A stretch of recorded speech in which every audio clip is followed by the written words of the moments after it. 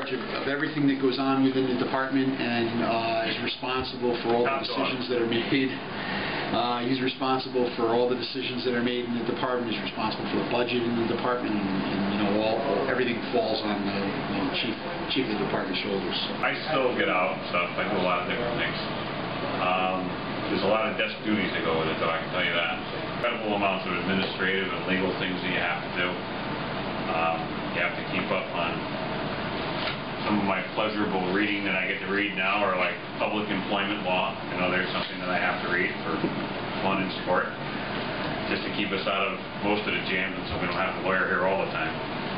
But I still get to go to fires, command fires. And that's what keeps me in this job.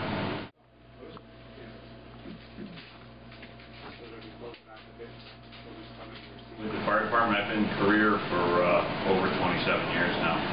I was a volunteer before that. The chief's dad was the fire marshal here in town, and is still in here quite a bit. We see him quite a bit. He popped in, he was in yesterday, and he'd worked here from. He's been on. He was 53, so 1953, and he retired in 1980.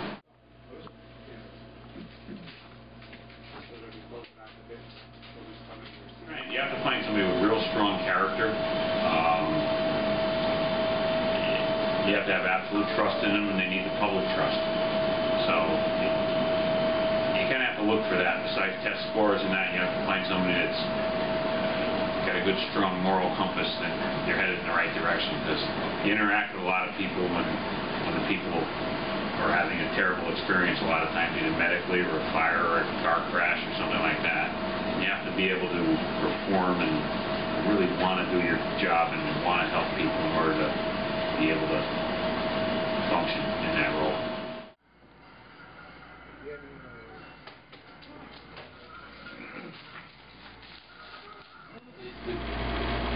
The men and women that work here, they're assigned to a crew of 11.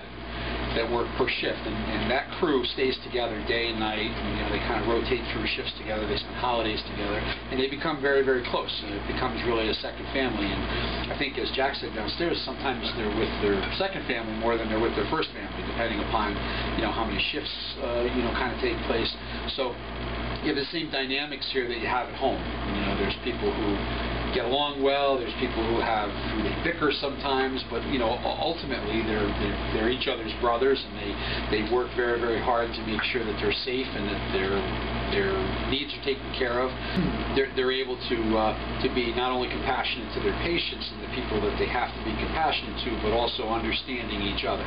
They know if one of them is having a bad day, or if there's something personally going on in their lives, the other people on their shift oftentimes know that, you know, something happened. There's, but it is really truly like having a second family. It's unlike any other job where you just leave at 4 o'clock and you don't see those people or think about them again. These guys are in contact with each other all the time. They spend off hours together.